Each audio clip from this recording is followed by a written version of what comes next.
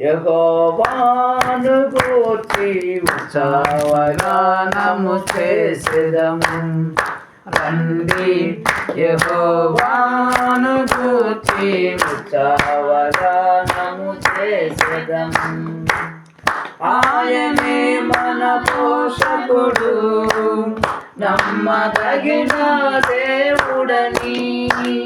ఆయనే మన పోషకుడు, నమ్మదగిన దేవుడని. నమ్మదగిన దేవుడని. రండి యెహోవాను గూర్చి ఉత్సవగానము చేసెదము. రండి యెహోవాను గూర్చి ఉత్సవగానము చేసెదము.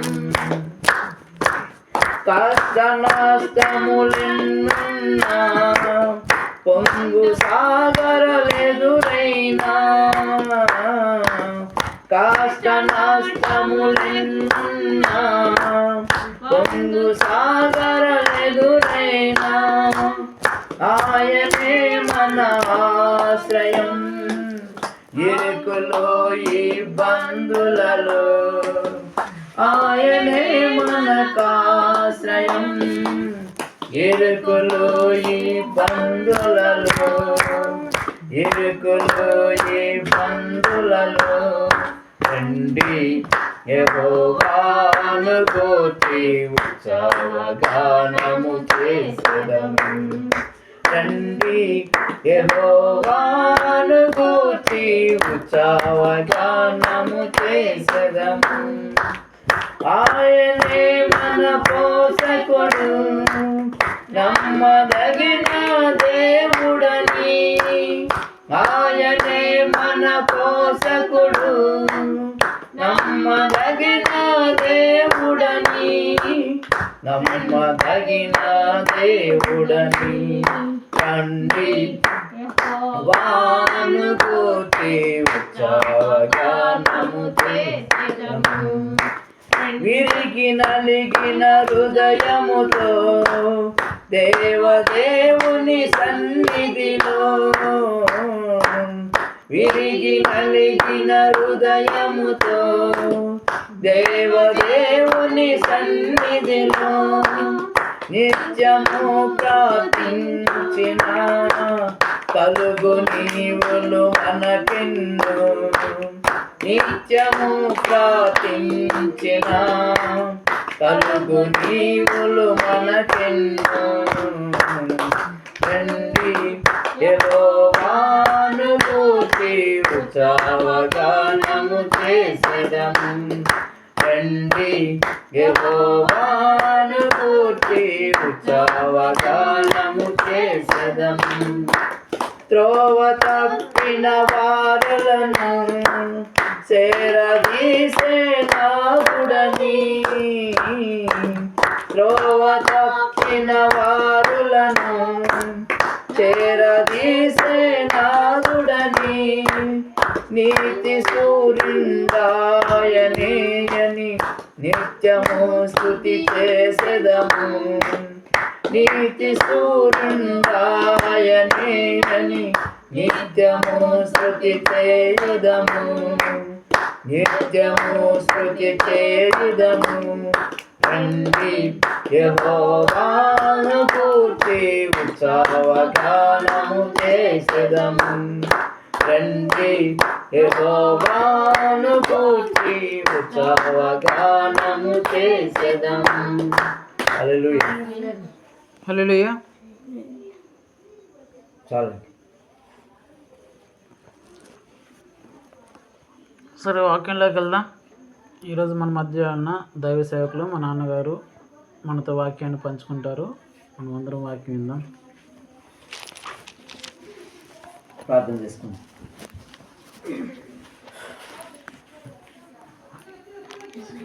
పరిశుద్ధుడా, పరిశుద్ధుడా, పరిశుద్ధుడా, సర్వలోకములో తండ్రి, సర్వ దూతల చేత నిత్యము పరిశుద్ధుడు పరిశుద్ధుడు అని పొగడబడుతున్న మా ప్రియ పరలోకపు తండ్రి, నాయన ఈ సాయంకాల వేళ సమయంలో ఇంతవరకు నా తండ్రి ఇది కూడా ప్రభావ మీ పాద సన్నిధానంలో పెడుతున్నాను తండ్రి. నీ కృపా కనికరం మా పట్ల చూపించు.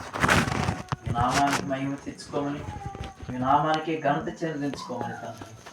ఇదిగో మా మధ్య మీరు సంచారం చేయమని, ఎక్కడైతే నా నామం 2-3 చేరి ప్రార్థిస్తారో వారి మధ్యలో నేను ఉంటానని సెలవిచ్చినాను తండ్రి. మీకు స్తోత్రాలు. మా మధ్య మీరు సంచారం చేయమని ప్రార్థిస్తున్నాను. మా అంతరాత్మను మీరు ఒకసారి పరిశోధన చేయమని ప్రార్థన చేస్తాను. మా అంతరాత్మను పరిశోధించే దేవుడు తండ్రి, నీకే స్తోత్రాలు. ప్రభా, బిడ్డలను మీరు ఒక్కొక్కరిని మీరు దర్శించండి. ఇదిగా నాయన ఒట్టిన హృదయాలతో ఉన్న మా హృదయాలను ప్రభా నీ వాక్యం ద్వారా నింపమని ప్రార్థిస్తాను. నానే నీకే స్తోత్రములు చెల్లించుకుంటూ మీరే ఘనత మహిమ ప్రభావం పొందమని మీ ప్రియ కుమారుడును మా రక్షకుడైన యేసుక్రీస్తు నామమున ప్రార్థించి బ్రతిమాలి వేడుకొని చుంటున్నాం పరమ తండ్రి. ఆమేన్. ఆమేన్.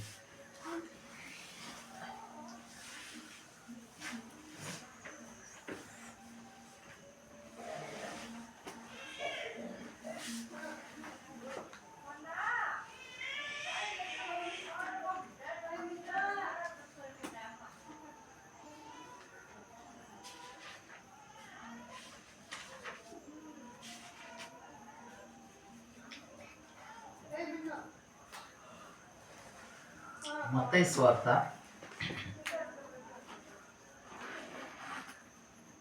5వ అధ్యాయము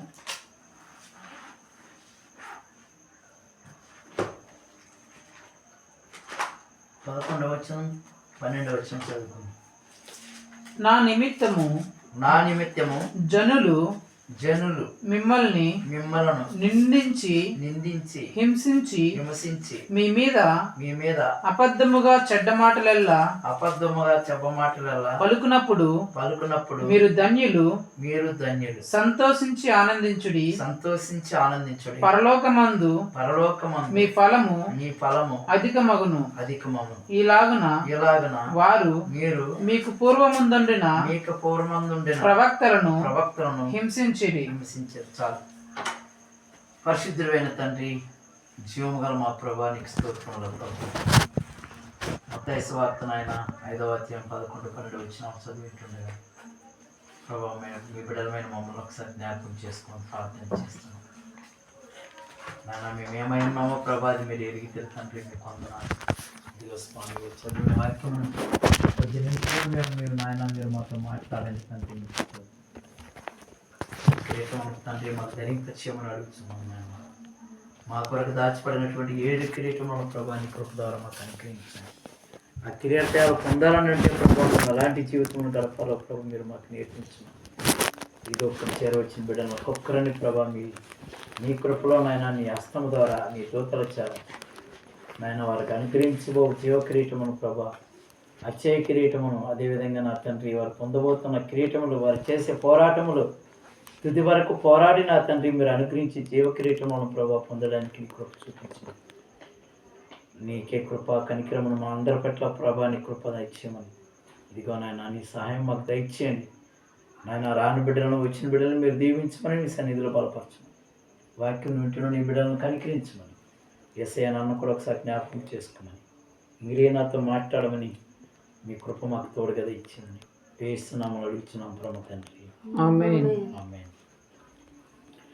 ఇక్కడ చూస్తే మనం 5వ అధ్యాయము మత్తయి సువార్త 5వ అధ్యాయంలో 11వ వచనం 12వ వచనం మనం చూసినట్లయితే, నా నిమిత్తం జనులు మిమ్మును నిందించి హింసించిన మీ మీద అబద్ధముగా చెడ్డ మాటలల్లా పలుకున్నప్పుడు మీరు ధన్యులు. దేవునికి స్తోత్రం. హల్లెలూయా. హల్లెలూయా. దేవుని ద్వారా దేవుడు దాసుడైన మత్తయ్య గారితో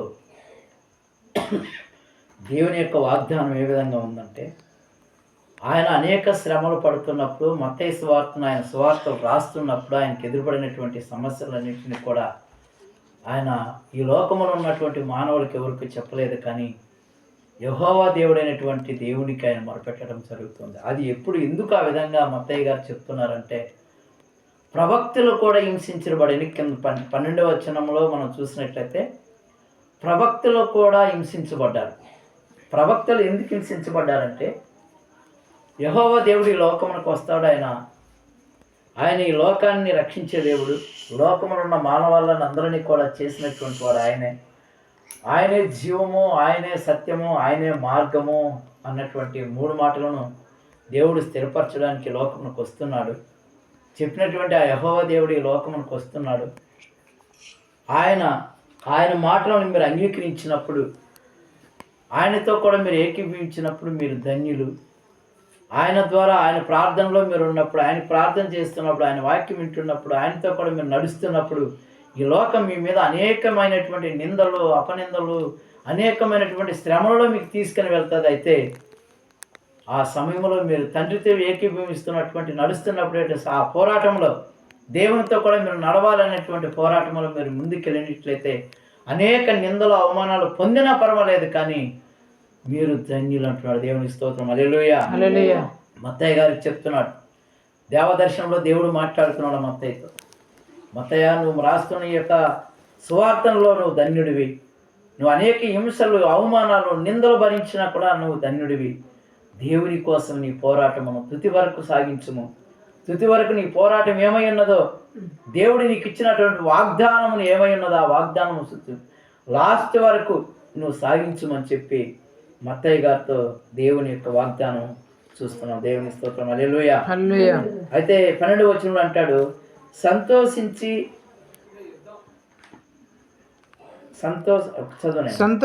ఆనందించుడి పరలోకమందు మీ ఫలము అధికమగును. దేవుని స్తోత్రం. హల్లెలూయా. నువ్వు యేసు ప్రభువును నమ్మినప్పుడు, నువ్వు యేసు ప్రభువును బాప్తిసం పొందినప్పుడు, నువ్వు యేసు ప్రభుతో ప్రతి వారము నువ్వు గుడికి వెళ్తున్నప్పుడు, లేదంటే ప్రతిరోజు నువ్వు ప్రార్థన చేస్తున్నప్పుడు అన్యులు నిన్ను నిందించవచ్చు. అన్యజనులు నీ పైన అనేకమైనటువంటి మాటలు చెప్పచ్చు. కానీ ఈ నిందలన్నీ, అవమానాలను, నిందలను అన్నీ భరించినప్పుడు నువ్వు పరలోకమందు ఏమవుతావంట? ఇవన్నీ మనం భరించినప్పుడు, సంతోషంగా భరించినప్పుడు, ఈ మాటల వల్ల నువ్వు పలికి నువ్వు ఆనందంగా ఆనందించుడి, పరలోకమందు నీ ఫలము అధికమవును. ఇవన్నీ నువ్వు అనుభవించు. ఏమైనా మాట్లాడి, ప్రజలు ఏమైనా అన్నీ, నా కొరకు నువ్వు అవమానం పొందినా పర్వాలేదు, నా కొరకు నువ్వు దెబ్బలు తిన్నా పర్వాలేదు, నా కొరకు నిందలు భరించినా పర్వాలేదు. అయితే ఇవన్నీ సహించినప్పుడే నీ యొక్క ఫలం ఏంటి? నువ్వు కోరుకున్న ఫలం ఏంది? దేవునితో మనం కోరుకునే ఫలం ఏంది? పరలోకములో మనం సజీవులమై ఉండటం, మన కుటుంబం రక్షించబడాలి. నిజమైన దేవుడు ఎవరు? యెహోవా దేవుడు. ప్రాణము కలిగిన యెహోవా అనగా ప్రాణము గల దేవుడు, జీవించగల దేవుడు, సత్యమైనటువంటి దేవుడు. నేనే మార్గం, నేనే సత్యం, నేనే జీవం అని చెప్పినటువంటి దేవుడు ఎవరైతే ఉన్నారో ఆ దేవుణ్ణి కనుక్కున్న తర్వాత నువ్వెన్ని నిందలు భరించినా, ఎన్ని అవమానాలు భరించినా, ఎన్ని కష్టాలు వచ్చినా, తినడానికి తిండి లేకపోయినా, అవమానాలు నాకు ఎదురైనా, ఇవన్నీ భరించినప్పుడు నువ్వు పరలోకములో నీ ఫలం అధికమవుతుందంట. దేవుని స్తోత్రం. హల్లెలూయా. మనం లాజరును చూసాం, ధనవంతుని చూసాం, లాజరును చూసాం. ధనవంతుడు కావలసినటువంటి బిర్యానీ తింటున్నాడు, లాజరు తినడానికి కూడా తిండి లేదు లాజర్కి. ఆ ధనవంతుడు తిన్నటువంటి ఆ బల్ల చుట్టూన్నటువంటి ఆ పదార్థాలు వాళ్ళు వదిలేసినవైనా తిందామని, ఆకలి తీర్చుకుందామన్నటువంటి లాజరు అక్కడ ఉన్నాడు. లాజరుకు ఆకారం తినడానికి కూడా తిండి లేనటువంటి లాజరు, మంచి ధనవంతుడు బిర్యానీ తింటున్నాడు. అయితే లాజరు చనిపోయాడు, ధనవంతుడు చనిపోయాడు. దేవునితో అంటున్నాడు, ధనవంతుడైన లాజరు అంటున్నాడు, ప్రభా ఇద్దరు చనిపోయారు, కానీ ధనవంతుడేమో అగ్నికుండములో కాలుతున్నాడు, లాజరేమో దేవుని యొక్క ఎడం పార్శ్వన కూర్చొని ఉన్నాడు. దేవునికి స్తోత్రం. హల్లెలూయా. నిందలు భరించాడు లాజరుకు బట్టలు లేవు, తినడానికి తిండి లేదు, ఉన్న బట్టలు కూడా చినిగిపోయినాయి, మట్టి అయిపోయింది, వాసన కొడుతున్నాడు లాజరు. ఎవరి దగ్గరికి వెళ్ళినా లాజర్ని తోసేస్తున్నారు బయట, ఎవరు భోజనం పెట్టడం లేదు, కనీసం తాగడానికి గ్లాసు నీళ్లు కూడా ఇవ్వడం లేదు ఎవరు లాజర్కి. అందుకని చెప్తాను, లాజరు, ప్రభా లాజర్ను, నీ ఎడమ పార్శ్వం ఉన్న లాజర్ను ఒక్కసారి పంపించము, ఆయన ఏళ్ళుతో నాకు నీళ్లు ఇచ్చినా నా దాహం తీరునని చెప్పి తండ్రిని వేడుకుంటున్నాడు ధనవంతుడైనటువంటి వాడు. కానీ లాజర్ ఇక్కడ అనేకమైనటువంటి నిందలు భరించాడు. ఈ లోకంలో తినడానికి తిండి లేకున్నటువంటి దినాలు భరించాడు. ఆయన కూర్చున్న స్థలంలో కుక్కలు ఉండి ఆయనతో వచ్చి కుక్కలు ఆయన పక్కన పడుకున్నట్టుగా మనం చూస్తున్నాం. అంత దౌర్భాగ్యమైన జీవితాన్ని భరించిన లాజరు చనిపోయి తండ్రి ఎడమ పార్శ్వం కూర్చున్నాడు. దేవునికి స్తోత్రం. హల్లెలూయా, హల్లెలూయా, హల్లెలూయా. హల్లెలూయా. 11వ వచనంలో అదే అంటాడు, నువ్వు నిందలు భరించు, అవమానాలు భరించు, నీకు తినడానికి తిండి లేకపోయినా సరే, కట్టుకోవడానికి బట్ట లేకపోయినా సరే, నీవు ఎన్నుకున్నటువంటి దేవుడు నిజమైన దేవుడు, నువ్వు ఆశ్రయించిన దేవుడు సజీవమైన దేవుడు, నువ్వు కొలుస్తున్నటువంటి దేవుడు సత్యమైన దేవుడు, నువ్వు అనుసరించిన దేవుడు మార్గము కలిగినటువంటి దేవుడు. దేనికి మార్గం అంటే నువ్వు పరలోకముని చేరుకున్నట్టు. దేవునికి స్తోత్రం. హల్లెలూయా, హల్లెలూయా. ఆ దేవుని ఆశ్రయించావు కాబట్టి, ఆ దేవుని ఒప్పుకున్నావు కాబట్టి, ఆ దేవుణ్ణి కొలుస్తున్నావు కాబట్టి, ఆ దేవునికి ప్రార్థిస్తున్నావు కాబట్టి, ఆయన నీకు రక్తం ఇచ్చి కొన్నాడు కాబట్టి, నీ కొరకు సర్వము అప్పగించాడు కాబట్టి, ఆయన కార్చిన ప్రతి రక్తపు పట్టు నీ పాప విమోచన కొరకు ఆయన కార్చాడు. అందుకంటాడు ప్రభు, ఈ లోకములో నీ కొరకు మేము అనేక నిందలు భరించినా పర్వాలేదు, కానీ పరలోకములు నీ ఆనందము అధిక ఫలాన్ని ఇస్తుంది. దేవునికి స్తోత్రం. హల్లెలూయా, హల్లెలూయా, హల్లెలూయా. అందుకే మనం చూసినట్లయితే 4వ వచనం ఒకసారి చదవండి. దుఃఖపడువారు ధన్యులు, దుఃఖపడేవారు ధన్యులు, వారు ఓదార్చబడుదురు. వారు చూడండి, దుఃఖపడేవారు ధన్యులు, వాళ్ళు ఓదార్చబడతారు. లాజరు అన్నం లేక ఏడ్చాడు, నీళ్లు లేక ఏడ్చాడు, దాహం అంటూ ఏడ్చాడు, నీళ్ళు ఇచ్చేవాళ్ళు లేకపోయారు. కానీ ధనవంతుడు ఏది కావాలంటే అది కావాలని ఆశించిందాలు, ఏది కోరుకుంటే అదల్లా చేసి పెట్టి తిన్నటువంటి వ్యక్తి, ఏది కావాలంటే అది అనుభవించినటువంటి వ్యక్తి, అందరికంటే ఎక్కువగా కానుకలు ఇచ్చినటువంటి వ్యక్తి. అయితే దేవుడు ఆయన విసర్జించాడు. దేవునికి స్తోత్రం. హల్లెలూయా, హల్లెలూయా. అయితే లాజరు అయితే దుఃఖపడ్డాడు, దేవుని కొరకు ఏడ్చాడు, కన్నీరు గార్చాడు. ప్రభా, నీ కొరకు నేను నా ప్రాణాన్ని అర్పిస్తున్నా, ఈ ఇచ్చిన హృదయం నీది, నువ్వు చేసిన ఈ మట్టి హృదయం నీది, నాలో ఉన్న ప్రాణము నీది, ఆత్మ నీది ప్రభా. నా శరీరం ఈ లోకంలో కష్టపడవచ్చు, నా శరీరం ఈ లోకంలో నలగొట్టబడవచ్చు, నా శరీరం ఈ లోకంలో బాగా అనుభవించవచ్చు, అయితే నా ప్రాణం అయితే నీవై ఉంటున్నావు తండ్రి అని చెప్పి లాజరు నిందలు, అవమానాలు, కష్టాలు ఓర్చుకొని ఆయన మరణించినప్పుడు తండ్రి ఎడమ పార్శ్వమున కూర్చున్నాడు. ఈ లోకంలో అనేక భోగ భాగ్యాలు అనుభవించినటువంటి ధనవంతుడు చనిపోయాడు, ఆయన అగ్నిగుండంలో ఆయన ఆత్మ కాలుతుంది. దేవునికి స్తోత్రం. హల్లెలూయా, హల్లెలూయా, హల్లెలూయా, హల్లెలూయా. తండ్రి, నా లాజరును పంపించు, ఆయన వేలుతో ఒక చుక్క నీళ్లు నా నోటిలో వేసిన నా దాహం తీరును ప్రభా, పంపించు, ఒక్కసారి పంపించు ప్రభా అని చెప్పి లాజరు తండ్రిని వేడుకుంటున్నాడు ధనవంతుడు. కానీ ఆ పంపించే శక్తి దేవుని కూడా ఆయనకు లేకపోయింది. ఎందుకంటే ఈయన లాజరు దేవుని యొక్క శక్తిని, బలాన్ని ఆయన జయించాడు దేవుని సన్నిధిలో. దేవుని స్తోత్రం కలుగును గాక.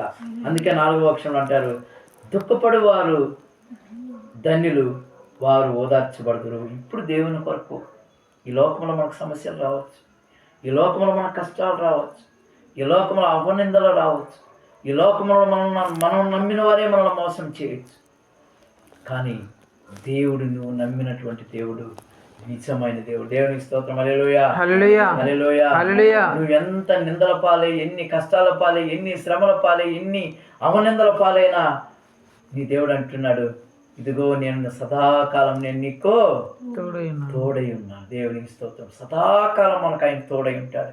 కష్టంలో నీతో ఉంటాడు, నిందలో నీతో ఉంటాడు, అవమానంలో నీతో ఉంటాడు, నువ్వు ఏడ్చినప్పుడు నీతో ఉంటాడు, నువ్వు సంతోషించినప్పుడు నీతో ఉంటాడు, నువ్వు త్రాగుతున్నప్పుడు నీతో ఉంటాడు, నువ్వు భోజనం చేస్తున్నప్పుడు నీతో ఉంటాడు, నువ్వు నడుస్తున్నప్పుడు నీతో ఉంటాడు, నువ్వు పండుకున్నప్పుడు నీ పడకందు కూడా ఆయన కాపలా కాస్తూ ఉంటాడు. దేవునికి స్తోత్రం. హల్లెలూయా, హల్లెలూయా. అందుకే 91వ కీర్తనలో సెలవిస్తాడు, ఇదిగో నీ అధికార పాదములకు రాళ్ళు తగలకుండా నేను దూతలకు ఆజ్ఞాపిస్తాను, వారి చేతుల మీద ఎత్తి పట్టుకుంటారని చెప్పి 91వ కీర్తనలో దేవుడు సెలవిస్తాడు. ఎందుకో తెలుసా? ఆయన నిన్ను నన్ను ఆయన రక్తాన్ని విలువ పెట్టుకున్నాడు కాబట్టి, ఆయన రక్తాన్ని మనకు విలువ పెట్టుకున్నాడు, ఆయన ప్రాణాన్ని విలువ పెట్టుకున్నాడు. అందుకే మీరు నా సొత్తు కనుక నేను నిన్ను చెయ్యి విడమంటారు. దేవునికి స్తోత్రం. హల్లెలూయా, హల్లెలూయా. మీరు దుఃఖపడేవారు ధన్యులు, మీరు ఓదార్చబడతారు. ఇప్పుడు మీరు ఏడుస్తారు, అనేక నిందలు వస్తాయి, అవమానాలు వస్తాయి, కానీ నా నామం ఏ రోజు కూడా దూషింపబడిన యొక్క నా నామం దూషింపబడుతుందంటే నీ వలనే. అందుకే దేవుని గ్రంథంలో ఒక మాట రాయబడింది, మామూలుగా పాత నిబంధనలో చూసినట్లయితే, పందుల దగ్గర ముత్యాలు ఎత్తకూడదు. దేవుని స్తోత్రం. హల్లెలూయా, హల్లెలూయా. పందుల దగ్గర ముత్యాలు ఎత్తే ఏమవుతాయంట? పందికి ఎంత మనము పందికి చూడండి ఎంత సువాసన కలిగినట్టు సెంటు పూసినా అది ఎక్కడికి పొలుతుందంట? మళ్ళీ పొరుతులని పొలుతుంది. దేవుని స్తోత్రం, హల్లెలూయా. కాబట్టి పందికి సువాసన పనికిరాదు. అందుకని దేవుని వాక్యంలో నమ్మిన మనం, దేవుని బాప్తీసం పొందినటువంటి మనం దుఃఖపడవచ్చు, వ్యాధులు రావచ్చు, సమస్యలు రావచ్చు, కష్టాలు రావచ్చు, ఈ లోక సంబంధంగా అనేకమైన కష్టాలు రావచ్చు. ఎందుకంటే ఇది శరీరం కాబట్టి, ఇది లోకము కాబట్టి. యేసు ప్రభుకి ఈ లోకంలో అనేక సమస్యలు వచ్చాయి. యేసు ప్రభుని అనేక వేల మంది పట్టుకొని ఆయన శరీరాన్ని, మన భూమిని దున్నినట్లు శరీరాన్ని దున్నేశారు. ఆయన దేవుడు అంటాడు కలవరి కొండలో, ప్రభా వీరు ఏం చేస్తున్నారు, వీరు వెరుగురు కనుక వీరిని దయచేసి క్షమించుడి. దేవునికి స్తోత్రం, హల్లెలూయా. దేవునికి క్షమాపణ. అందుకే దేవుడు అంటాడు, మీరు నా బిడ్డలు కనుక మీరు నా సొత్తు, నేను రక్తం ఇచ్చుకున్నాను, మీరు నా సొత్తు. చూడండి, మన తల్లి కూడా మనం అందరం మీరు నా సొత్తు అని. దేవుడు అంటున్నాడు, మీరు నా సొత్తు. కోడి తన పిల్లలు మరున కానీ నేను మాత్రం మిమ్మల్ని మరువనే. తల్లి ఒకవేళ మనం మర్చవచ్చు, తండ్రి మర్చిపోవచ్చు, కానీ దేవుడు మనల్ని మర్చిపోయేవాడు కాదు. నువ్వు నడుస్తున్న ప్రతి కదలికలో దేవుడు నీ ముందు ఉంటాడు. నువ్వు వెళ్తున్న ప్రతి సమయంలో దేవుడు నీతో ఉంటాడు. అదే నీ రాకపోకలేని యెహోవా నిన్ను కాపాడునుగా కానీ గ్రంథంలో రాయబడింది. నువ్వు ఎక్కడ వెళుతున్నావో, నువ్వు పోతున్నా, రావుతున్నా, వస్తున్న సమయంలో వస్తున్నా అంటే అది మన బలము కాదు, మన శక్తి కాదు, మన జ్ఞానము కాదు, కానీ దేవుడు నీతో ఉండి నిన్ను నడిపిస్తూ ఉంటాడు. దేవుని స్తోత్రం, హల్లెలూయా. కాబట్టి శ్రాధికులు ధన్యులు, వారు భూలోకమును స్వతంత్రించుకుంటారు. శ్రాధికులు అంటే ఏమి? శ్రాధికులు అంటే ఎన్ని ఏమనుకున్నా, ఎన్ని అన్నా వాళ్ళు మౌనంగానే ఉంటారు. మౌనంగానే ఎందుకుంటారంటే దేవునితో వాళ్ళు ఉంటారు కాబట్టి, దేవుడు వాళ్ళతో ఉంటాడు కాబట్టి, దేవుని యొక్క సన్నిధి వాళ్ళతో ఉంటుంది కాబట్టి శ్రాధికులు వాళ్ళు మౌనంగా ఉంటారు. కాబట్టి వారు దేని స్వతంత్రించుకుంటారంట? భూలోకాన్ని స్వతంత్రించుకుందరు. భూలోకాన్ని స్వతంత్రించుకొని దేశాన్ని పరిపాలించేది కాదు, ఆయన బిడ్డలుగా మార్చడానికి మనం అందరినీ కూడా ఆయన వాడుకుంటాడు. దేవుని స్తోత్రం, హల్లెలూయా. తర్వాత 6వ వచనం, నీతి కొరకు ఆకలి దప్పులు గల వారు ధన్యులు, వారు తృప్తిపరచబడదురు. నీతి కొరకు ఆకలి తప్పిక కలిగినటువంటి వారు ధన్యులు, వారు తృప్తిపరచబడదురు. లాజరు ఇక్కడ నీతి కోసమే సర్వము పోగొట్టు, అందుకోసమే ఆయన నీతిమంతుడిగా తీర్చబడి తండ్రి ఎడమ పార్శ్వంలో కూర్చున్నాడు. మనం కూడా దేవుని యొక్క బిడ్డలమైన మనం, ఒక వ్యక్తి మనల్ని మనల్ని వ్యతిరేకించి మాట్లాడినా, ఒకరు మన మీద అపనిందలు వేసిన, వీటిని అన్నిటి భరించి నీతి కొరకు, ఏ నీతి దేవుడు అయితే ఏ నీతి అయితే మనకి ఇచ్చాడో, దేవుడైతే ఏదైతే మనకు నేర్పించాడో ఆ నీతి కొరకు, ఆ నీతిని ఆకలి దప్పిక కలిగినటువంటి వారు, నాకు దేవుని నీతే కావాలి, దేవుడు నీ పొరుగువారిని నిన్ను వలె నీ పొరుగువారిని ప్రేమించమని ఉంది కాబట్టి ఎంత శత్రువునైనా మనం ప్రేమించాలి, ఎలాంటి రోగినైనా మనం ప్రేమించాలి, ఎలాంటి కష్టంలో ఉన్నటువంటి వారినైనా మనం ప్రేమించాలి, ఎలాంటి రోగం కలిగినటువంటి వ్యక్తినైనా మనం ప్రేమించాలి. ఆ ప్రేమించినప్పుడే నీతి కొరకు ఆకలి దప్పిక కలిగినటువంటి వారి ధనులు, వారు తృప్తిపరచబడతారు. మనం కానీ చూసినట్లయితే, ఏబుని చూసినట్లయితే ఆయన రాజ్యం అంతా పోయింది, గొర్రెలు పోయినాయి, మేకలు పోయినాయి, ఎద్దులు పోయినాయి, లాస్ట్కి ఆయన శరీరం అంతా కూడా పుండ్లు అయిపోయినాయి, కుక్కలు నాకుతున్నాయి ఆయన శరీరాన్ని. ఏబుని కుక్కలు నాకుతున్నాయి, పుండ్లు అయిపోయినాయి, శరీరం అంతా పుండ్లు అయిపోయినాయి. లాస్ట్కు భార్య బిడ్డలని ఆయన రాజ్యంలో ఉన్నటువంటి ఆయన సంపదని అంతటిని పోగొట్టుకున్నాడు. ఏమీ లేదు, మొత్తం వెళ్ళిపోయింది. లాస్ట్కి తన భార్య కూడా చెప్తుంది, అయ్యా ఇంకెందుకు మాకు అన్నీ వెళ్ళిపోయినాయి, బిడ్డలు పోయినారు, ఆవుల బాయ్, గొర్రెల బాయ్, మందల బాయ్, భూముల బాయ్, రాశుల బాయ్, అన్నీ మొత్తం వెళ్ళిపోయినాయి, ఇంకెందుకయ్యా మనకి బ్రతుకు, నీకెందుకయ్యా ఈ బ్రతుకు అంటే భార్య అంటుంది, ఏమండి నువ్వు సేవించే దేవుని దూషించి ఒకసారి నువ్వు చనిపోనంటే, అప్పుడు భార్యతో అంటాడు, మూర్ఖురాలు మాట్లాడినట్లు నువ్వు మాట్లాడవద్దు. దేవునికి స్తోత్రం. హల్లెలూయా. హల్లెలూయా. నీతి కొరకు ఆయన సర్వమును పోగొట్టుకున్నాడు. సర్వము వెళ్ళిపోయింది. లాస్ట్కి శరీరము పుండ్లతో నిండిపోయింది.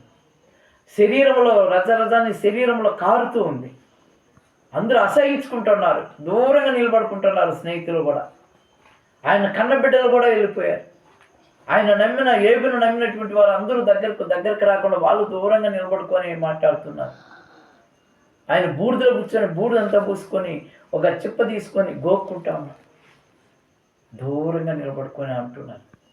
భార్య కూడా అంటుంది, అయ్యా ఇక నీ దేవుణ్ణి నువ్వు దూషించి నువ్వు చచ్చిపోవు అని అంటుంది. పిచ్చిదానా,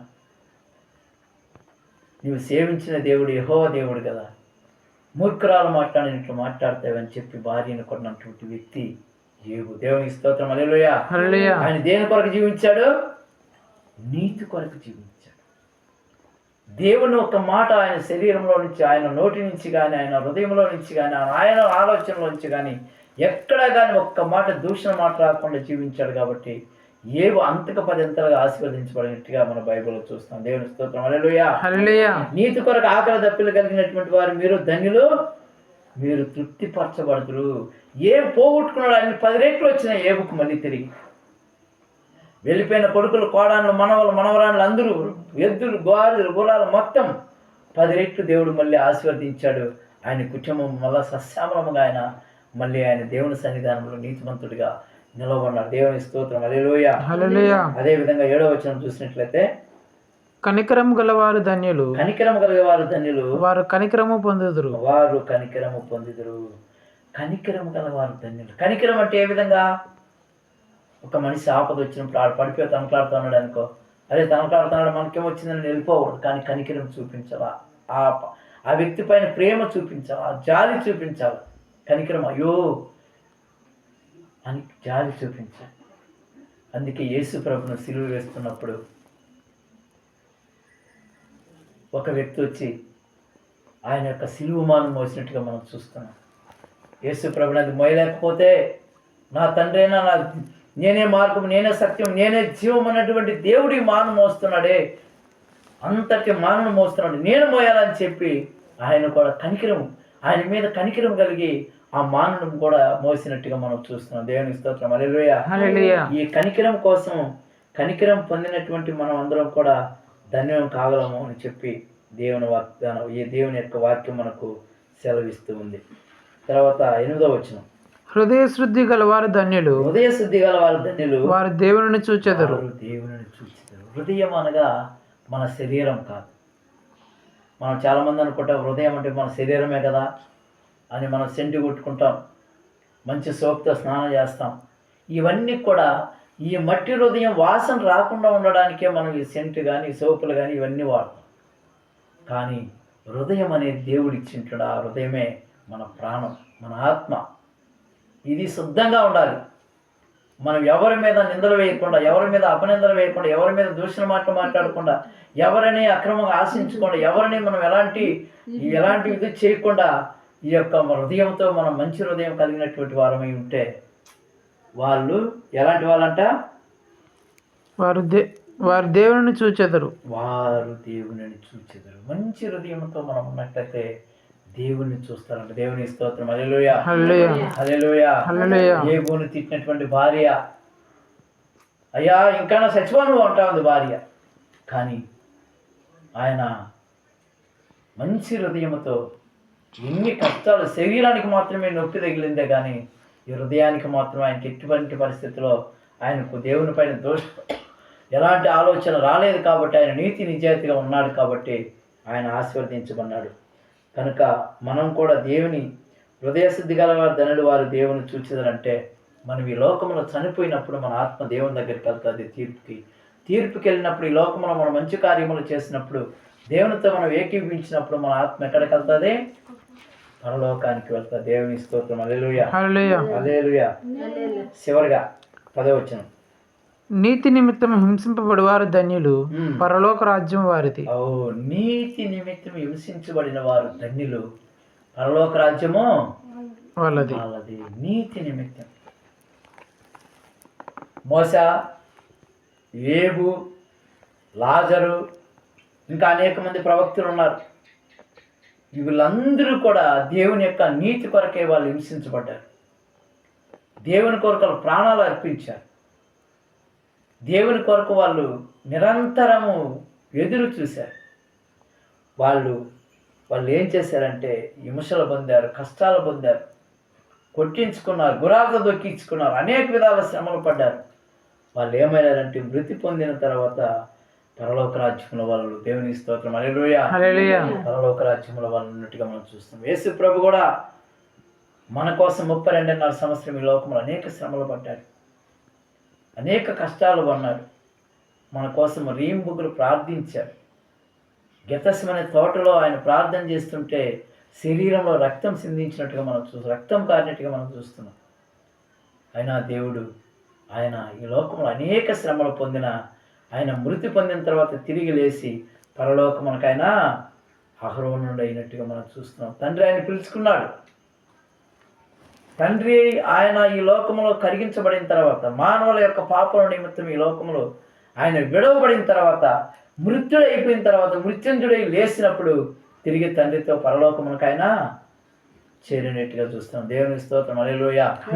మనం కూడా ఈ లోకంలో జీవించేంత వరకు అనేక సమస్యలు రావచ్చు, కష్టాలు రావచ్చు, నిందలు రావచ్చు, అవమానాలు రావచ్చు, రోగాలు రావచ్చు. రోగం రాకుండా ఉండదు శరీరానికి. అయ్యో నేను యేసు ప్రభువుని నమ్మినా నాకు రోగం వచ్చింది అనుకోకూడదు. కానీ అది ఈ శరీరానికి సంబంధించినటువంటి విషయం. కానీ ఆత్మ మాత్రం దేవుని యొక్క సన్నిధానంలో నువ్వు మోకరించి ప్రార్థించినట్లయితే దేవుడు నీతో ఉంటాడు. కాబట్టి ఆత్మమే నిర్మలంగా ఉంటుంది. కాబట్టి నువ్వు దేవుడు నిన్ను పిలుచుకున్నప్పుడు నీ ఆత్మ దేవుని దగ్గర ఉంటా. దేవునికి స్తోత్రం, హల్లెలూయా. అందుకే యేసు ప్రభు ఈ లోకానికి రాబోతున్నాడు, త్వరగా రాబోతున్నాడు. కానీ యేసు ప్రభు లోకానికి రాలేదు. ఆయన ప్రకటన గ్రంథంలో ఏం రాయబడింది? ఆయన మధ్యాకాశంలోకి వస్తున్నాడని రాయబడింది. దేవునికి స్తోత్రం, హల్లెలూయా. భూలోకములకు వస్తాడని రాయబడలేదు.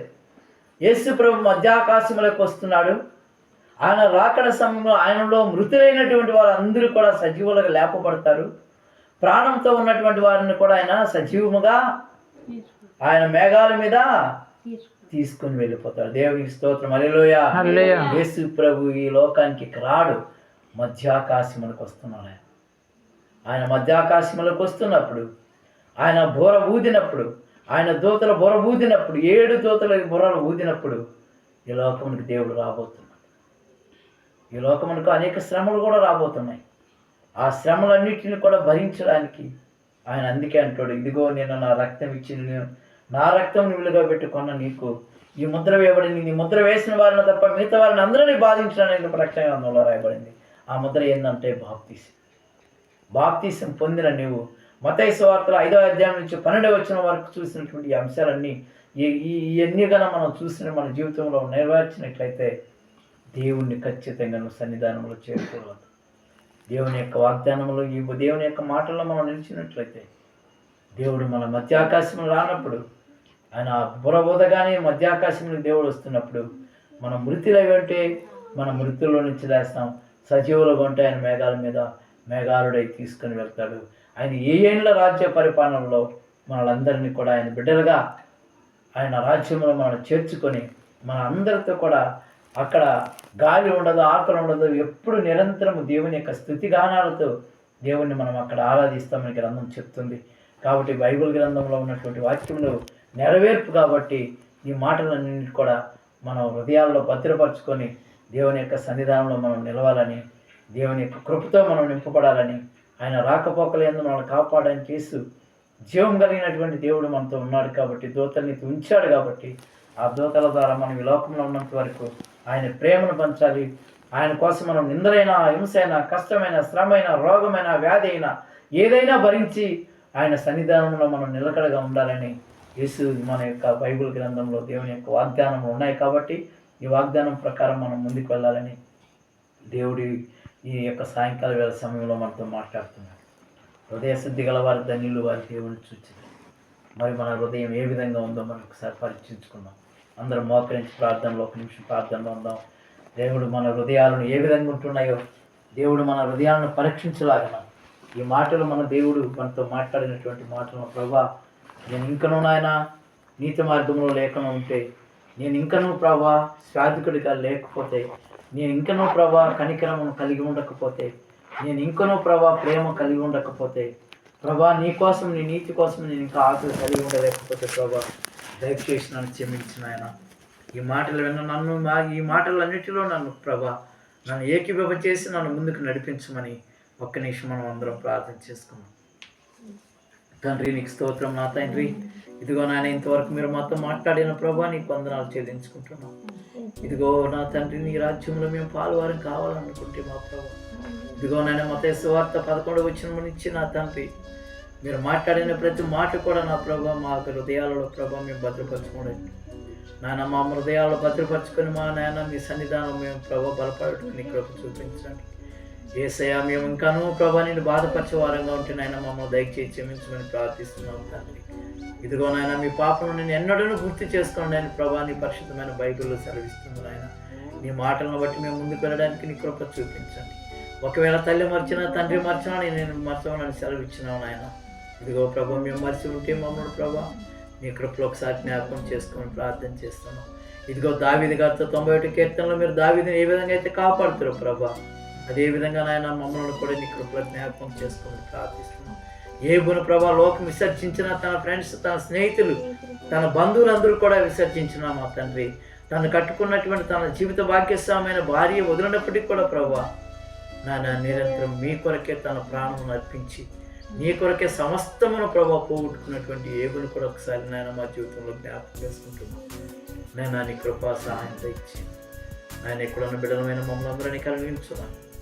నాయన ఇక్కడ చేరవచ్చిన ప్రతి బిడ్డను మీరు పేరు పేరుని దీవించి ఆశీర్వదించండి. ప్రత్యేకంగా నాయన ఈ గ్రామంలో ప్రభా బిడ్డలు నేను నమ్ముకున్న బిడ్డలందరినీ కూడా నీ కృపాస్థలు కప్పు చెప్తున్నాను తండ్రి. ఈ రాత్రి కాలంలో ప్రభా అందరూ మరణ పడకలకు వెళ్తుండగా మా మరణ పడకల చుట్టూ ప్రభా నీ దూతను కాపుదల ఇచ్చేసి నాయన గ్రామాన్ని ఒకసారి దర్శించమని అడుగుతున్నాం తండ్రి.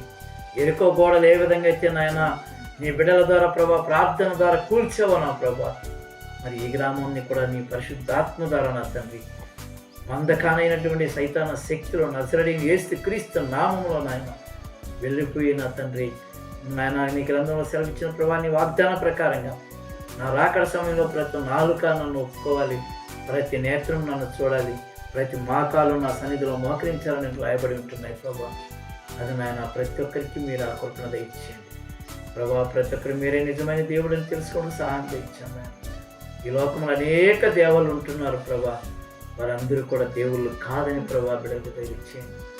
ఇదిగో ప్రభా నేనే జీవము, నేనే సత్యము, నేనే మార్గం అన్నటువంటి నిజమైన దేవుడు నేను తెలుసుకున్నట్టు నీ కృప మాకు అందరికీ దయచేయమని నాయన. ఈ చిన్న ప్రార్థన ఈ వాక్యంలో ప్రభా నిన్న బిడ్డలను నీ కృపాస్థలు కప్పు చెప్పుకుంటాను. ప్రత్యేకంగా నా తండ్రి బిడ్డ ఇక్కడ చేరవచ్చిన బిడ్డలను మీరు దీవించండి, దూరదేశాల్లో ఉన్న బిడ్డలను దీవించండి. నవీన విషయంలో ప్రభా, ప్రత్యూష విషయంలో, అదేవిధంగా ప్రవీణ విషయంలో నా తండ్రి, అదేవిధంగా తండ్రి ఇక్కడ ఉన్న రత్నమ్మ విషయంలో, కుటుంబాల విషయంలో తండ్రి నా జీవిత భాగ్యస్వామైన నీ సేవకురాలు అదేవిధంగా చిన్నారి బిడ్డల విషయాల్లో ప్రభా నీ కృపద ఇచ్చేయండి. మా హృదయంలో మేము ఏమైనా నిశ్చయించుకుంటున్నామో మీరు గుర్తుగా పెరిగినటువంటి దేవుడు ప్రభా నీ కృపద ఇచ్చేయండి. నవీన్ ప్రభా నీ యొక్క సన్నిధిలో జ్ఞాపకం చేసుకుంటున్నాం ప్రభా. ఎవరిని బిడ్డ దర్శించండి నాయన ప్రభా. బిడ్డకు మంచి ఆరోగ్యం, శక్తి, బలము దయచేయండి. ఈ లోకంలో నిజమైన దేవుడు మీరు తప్ప ఎరొక దేవుడు లేడని ప్రభా సత్యాన్ని ఆ బిడ్డకి దయచేయండి. నేను వారి ఇరువురిని భార్య భర్తను ప్రభా మీ కృపలో జ్ఞాపకం చేసుకుని అడుగుతున్నాను, సహాయం చేయండి. వారి ఇరువురి మధ్య ఉన్న సాతాను గోడలను ప్రభా నీ పరిశుద్ధాత్మ చేత నాయన తొలగించమని ప్రార్థిస్తున్నాను, సహాయం చేయండి. అదేవిధంగా నాయన ప్రవీణ విషయంలో కూడా సహాయం చేయండి ఆయన.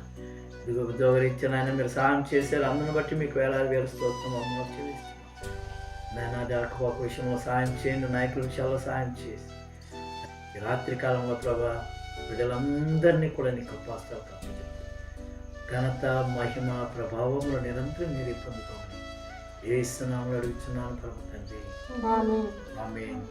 నా ప్రాణమా యెహోవాను సంతించు, నా అంతరంగ సమస్తమైన పరిశుద్ధ నామమును సంతించు. నా ప్రాణమా యెహోవాను సంతించు, ఆయన చేసిన ఉపకారము దేనిని మరువకు. ఆమేన్. హల్లెలూయా, హల్లెలూయా, హల్లెలూయా. Praise the lord.